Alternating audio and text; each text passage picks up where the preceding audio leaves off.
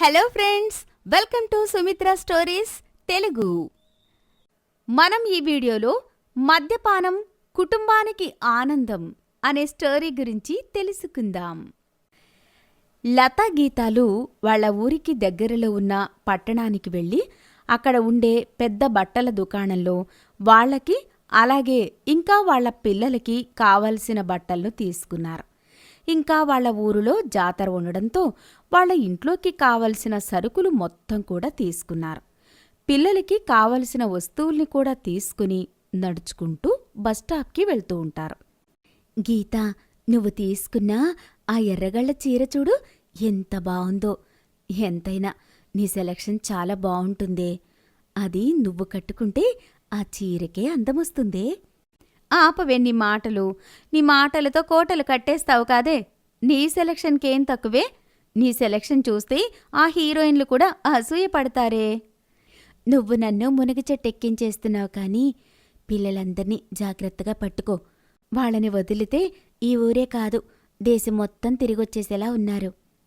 ఇలా లతా గీత వారి పిల్లలిద్దరినీ జాగ్రత్తగా వారి దగ్గరే కూర్చోబెట్టుకుని వారి ఊరి బస్సు కోసం ఎదురుచూస్తూ నవ్వుతూ కబుర్లు చెప్పుకుంటూ ఉంటారు. ఇంతలో అక్కడికి తీర్థయాత్రలన్నీ ముగించుకుని వాళ్ల ఊరికి వెళ్తున్న జానకమ్మగారు వస్తారు. జానకమ్మగారు లతా గీత ఉండే బస్తీలోనే ఉంటారు. ఆవిడ తీర్థయాత్రలకి వెళ్ళి 4 నెలలు అవుతుంది. చాలా సంతోషంగా కబుర్లు చెప్పుకుంటున్న లతా గీతాని చూసి వాళ్ల దగ్గరికి వస్తుంది జానకమ్మ. ఏంటర్రా, చాలా హుషారుగా కనిపిస్తున్నారు. మిమ్మల్ని ఇలా చూడ్డం నాకు చాలా ఆనందంగా ఉంది. అవునమ్మగారు, ఇప్పుడు అంతా బాగానే ఉంది. ఇంతకీ మీ ప్రయాణం ఎలా జరిగింది? మీ ఆరోగ్యం అంతా బాగానే ఉంది కదా? నాకేమర్రా, నేను శుభ్రంగా తింటాను, కొయ్య ముక్కలా ఉంటాను. ఇదిగో మిమ్మల్ని ఇంత ఆనందంగా చూస్తుంటే నాకు ఇంకా చాలా సంతోషంగా ఉంది.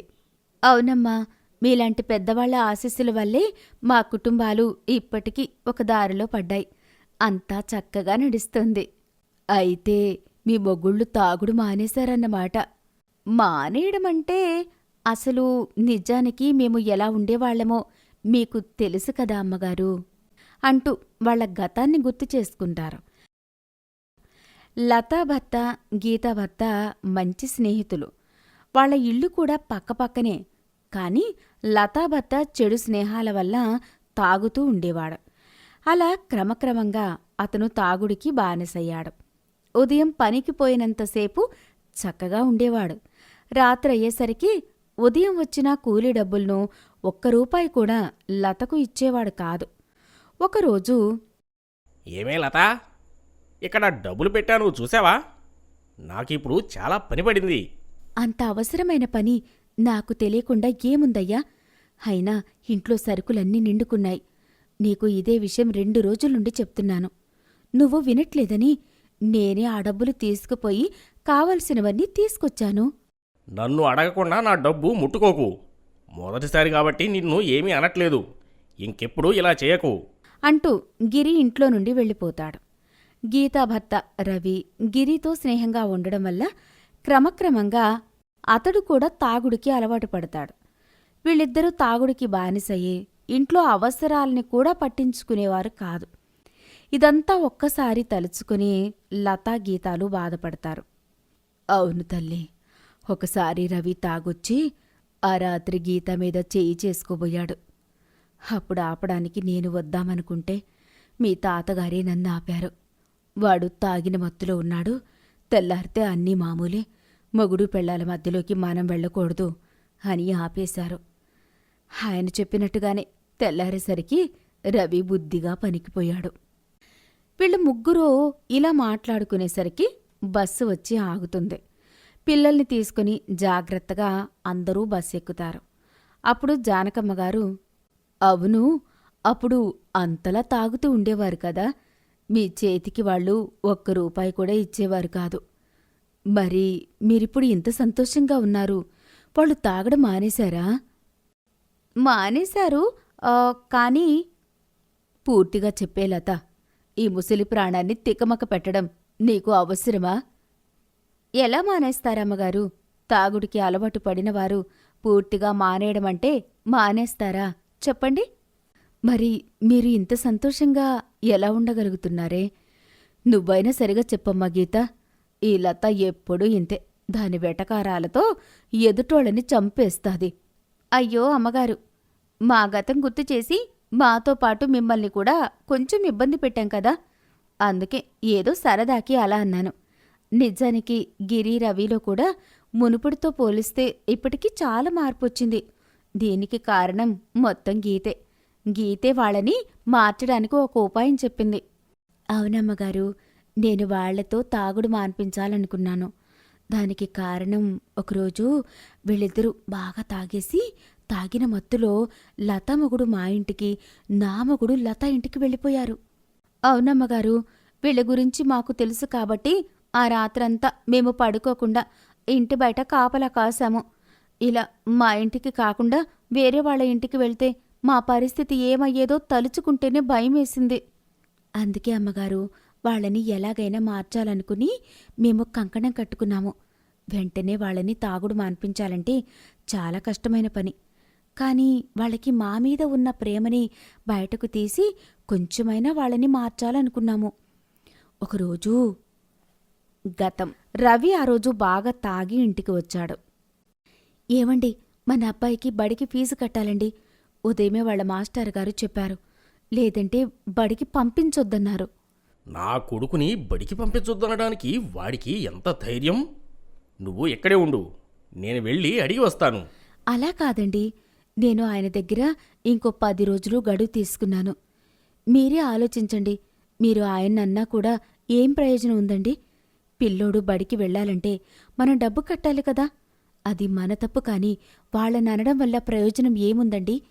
మీరే ఆలోచించండి. సరేలే, నువ్వు దిగులు పడకు. నేను 2 రోజుల్లో ఏదోలా సర్దుబాటు చేస్తాను. వాడిని మాత్రం బడికి పోయి శ్రద్ధగా చదువుకోమని చెప్పు. ఇలా ఏదో ఒక వంక చెప్పి గీత రవి దగ్గర నుండి డబ్బులు తీసుకుంటూ ఉండేది. దానివల్ల ఇంట్లో అవసరాలు పెరిగి తనకి వచ్చే ఆదాయం మాత్రం అలాగే ఉండడంతో అటు పిల్లల్ని ఇటు భార్యని ఇబ్బంది పెట్టలేక తన తాగుడు ఖర్చుని కొంచెం తగ్గించాడు రవి. ఇంకా లత ఇంట్లో, ఏమండి, మీరు చాలా ఎక్కువగా తాగుతున్నారండి. దీనివల్ల మీ ఆరోగ్యం పాడవుతుంది.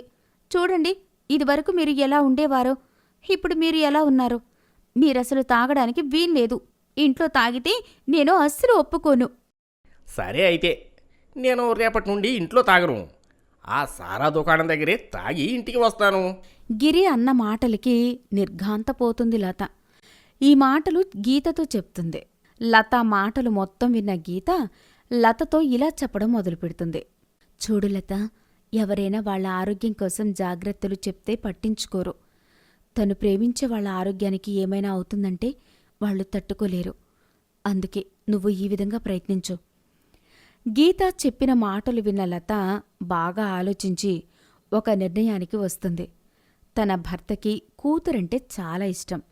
అందుకే ఒకరోజు ఇంటికి వచ్చిన గిరితో లత ఇలా అంటుంది. ఏమండి, ఒకసారి నిన్ను చెప్పేది వినండి. మన పాపకి ఈ మధ్య తరచూ దగ్గు వస్తూ ఉంది. దాన్ని ఇక్కడే ఉన్న ఎంఆర్పి డాక్టర్ దగ్గరికి తీసుకెళ్లాను. ఆయన మందులు వాడినా కూడా బిడ్డకి ఏమాత్రం తగ్గలేదు. ఆయన పట్టణం తీసుకెళ్తే మంచిదని చెప్తున్నాడు. నా దగ్గర అంత డబ్బు లేదు. నీకు చెప్పడమైతే చెప్పాను. ఇక ఆ బిడ్డని ఏం చేస్తావో నీ ఇష్టం. నాకు ఆ విషయం ఇప్పటివరకు తెలియదు కాదే. సరే, నేను రేపు ఉదయమే ఏదో ఒకటి చేసి డబ్బు తీసుకువస్తాను. వెంటనే పాపని ఆసుపత్రికి తీసుకువెళ్ళు. సరే అండి, నేను ఉదయమే తీసుకెళ్తాను. అలాగే ఇంకొక విషయం అండి, మన పాప ఎప్పటినుండో బొమ్మలు గీసుకోవడానికి రంగులు అడుగుతోంది. అదేదో కొంచెం చూస్తారా? అదేదో నువ్వే చూసుకోలతా. డబ్బులు నేను ఇస్తాను. దాని దగ్గు మొత్తం తగ్గిపోవాలా? నువ్వు డబ్బు కోసం నన్ను అడగటానికి ఇబ్బంది పడకు.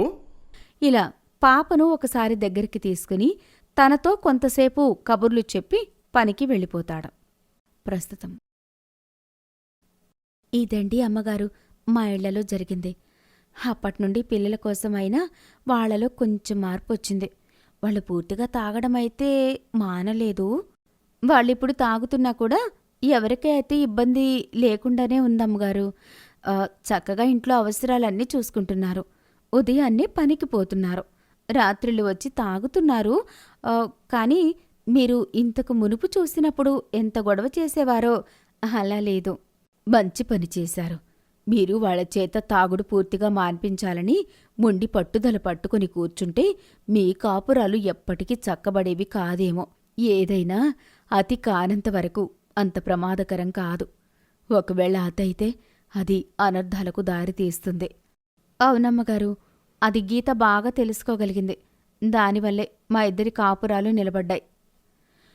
వాళ్ళ ఊరు రావడంతో జానకమ్మ వాళ్ళని మరోసారి మెచ్చుకుంటుంది.